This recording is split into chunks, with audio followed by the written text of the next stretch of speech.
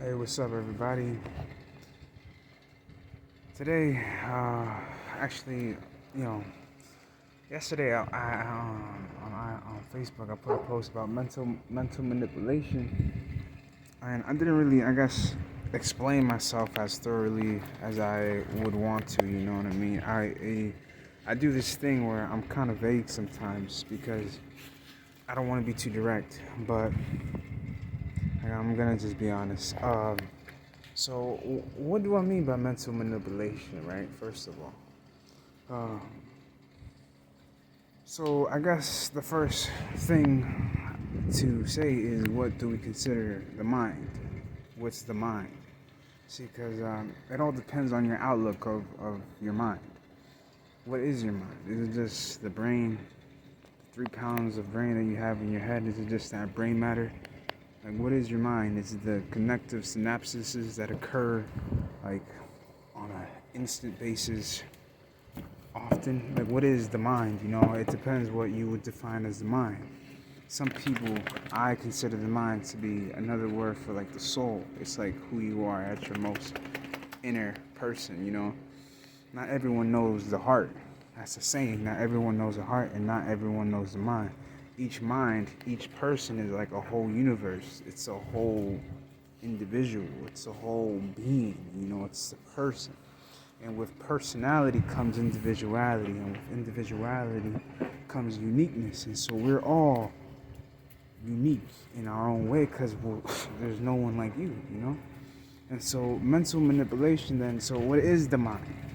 You know, and I think the mind is another way of saying the soul, you know?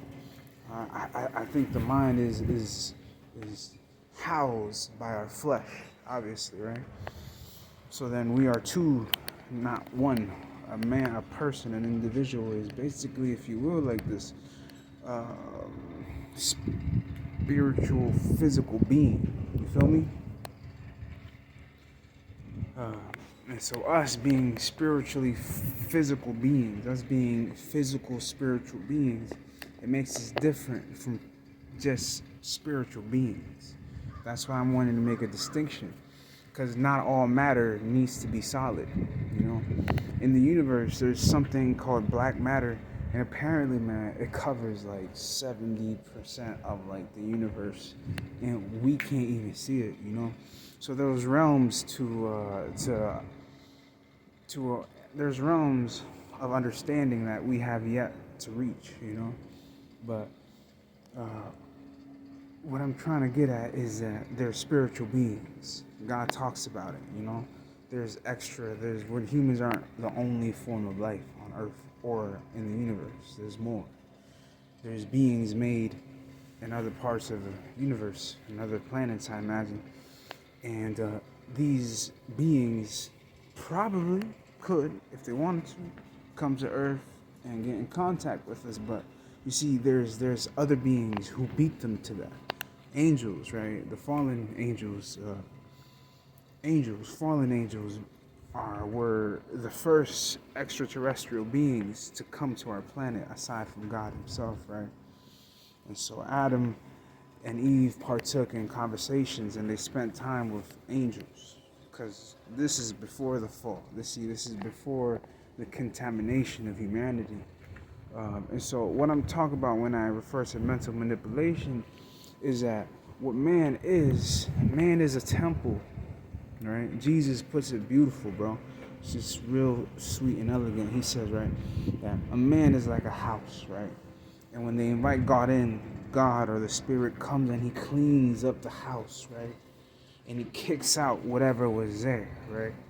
So then this lets us know that our bodies are temples, right? Our bodies are houses to spiritual beings who can connect to us and with us. You know, every individual, guess what? We all have angels assigned to us. You know, there's an angel who's been with you since this day you were born, or probably like who knew of you being coming into existence before that, because you know he's up there with God. So God has assigned angels to look after his children. You feel me? But the devil, but the enemy, the adversary, right?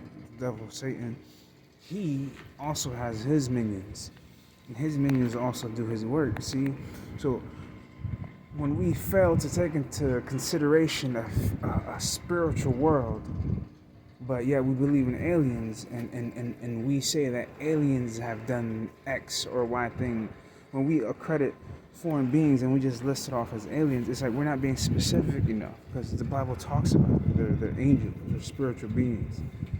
So there's two spiritual beings. There's the good and the bad, right? And then you have different beliefs and ideologies that teach about, like for example, the yin yang. It teaches that every little bit of light has a little bit of darkness, and darkness has light. Well, there's complete separation. You know what I'm saying? Light and darkness, because darkness can't exist where light is. But back to this example of Jesus. So Jesus talks about this house, right, and how he cleans it up, and then it becomes vacant, and the demon or this spiritual entity or this bad habit that was kicked out of our life, right? It comes back, but this time it don't come back by itself. It comes back with like 6 or 7 more demons or unclean spirits or bad habits. You see what I'm saying? So we are homes, and this mental manipulation that I'm referring to is that we forget about this good and evil, or rather we choose to be ignorant, or we choose to kind of stray away from good and evil. But bro, it plays a role in everybody's life. You want people to be good to you. You want people to be good to your children. Like, good and evil exists, right?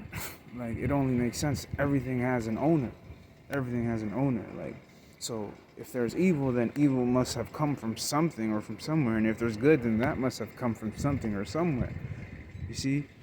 Right? So mental manipulation that is taking place is there.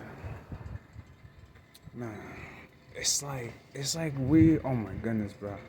It's like humans have become slaves again to foreign gods, right? There's a story in the Bible about the boys going to Babylon. Yo, that's so literal, it's so true. That's why Bob Marley talks about that. And in music nowadays, there's artists who talk about Babylon, who still talk about it, because it's true.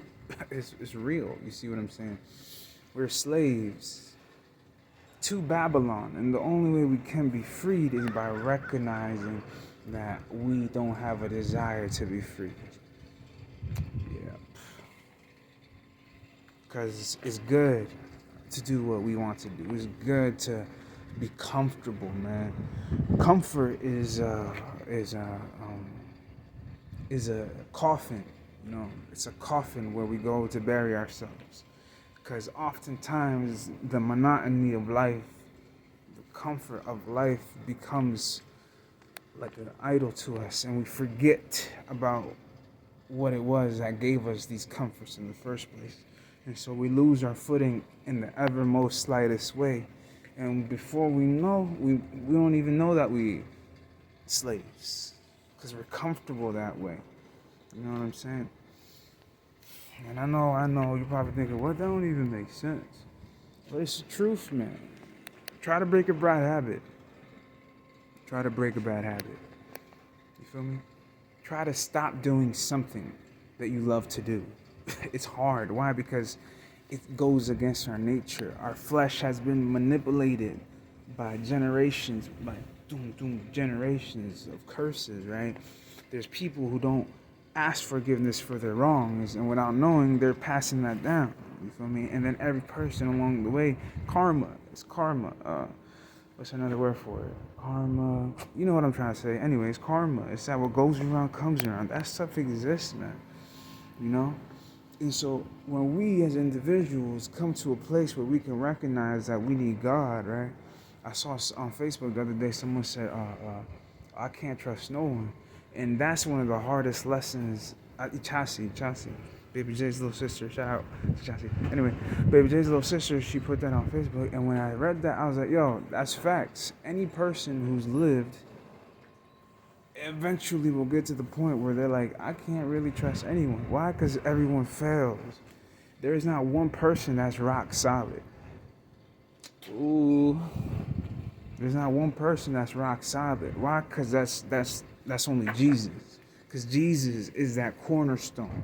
He's that rock that comes and to destroy this idol that we have set up that has manipulated us so much and so long that we forget to be grateful to God and forget about it. Yeah, and that's what I meant by mental manipulation.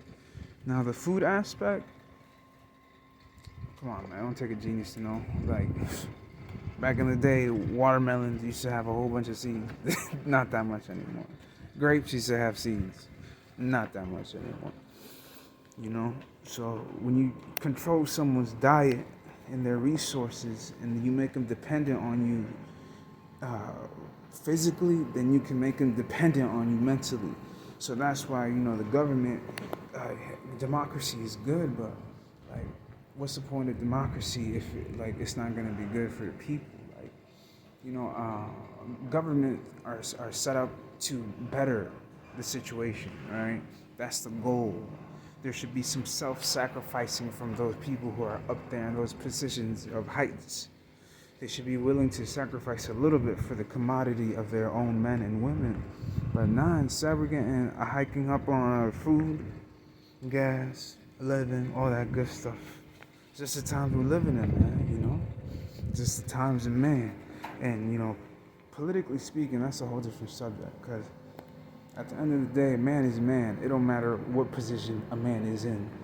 How do you test a man's character? You give him power and see how he treats people. And the way I be seeing some people write it up on Facebook, man, I already know that's people, anybody in a position of power, bro, it eventually gets to their head.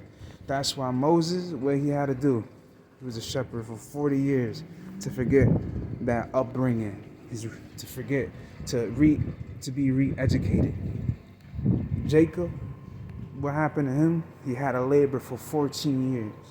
And he had to run away from his land to be re-educated. You feel me? Re-education. Why? Because there's a mental manipulation taking place. But rest assured that God gives wisdom and he wants to bless those who believe in him. And that's what motivates me every single day, because if I don't share God, then I ain't being real. Does that make sense? It's like when someone does something good for you, when someone shows you love, you're gonna talk about that person. And God has shown me love in a lot of ways. Why? Because I've just let him. I've asked God to come into my life, and I could genuinely testify that God has been good to me. So when someone does something for you, and if you don't do it in return, then you ain't being real. That's what a homie is. Like when one of your boys does something for you, and he does a solid for you, you know that's your man's. No ifs or ands or buts, and you'll do the same for them. How am I not gonna be solid with the person who's been the most solid to me? I've learned in life that the only person that can be trusted is God, because God ain't gonna fail me. And then how you say, how do you know that? Like I said, bro, he's guided me, he's protected me, he gave me a beautiful life, a beautiful wife, a beautiful family. Healthy. All of us thank the Lord. We all have our minds. We can work hard. We could give to life because God has given to us. And that's the whole point, This mental manipulation that's taking place, man. That's why there's so much people struggling with depression, self-value. I've never seen women so thirsty for attention. Oh my goodness, man. It's crazy. And men too, it's like everybody's just, look at me. It's like that shows the need for affection. And only God can fill that void to the point where you're going to look at yourself and you're going to be like, wow, I could be a better person.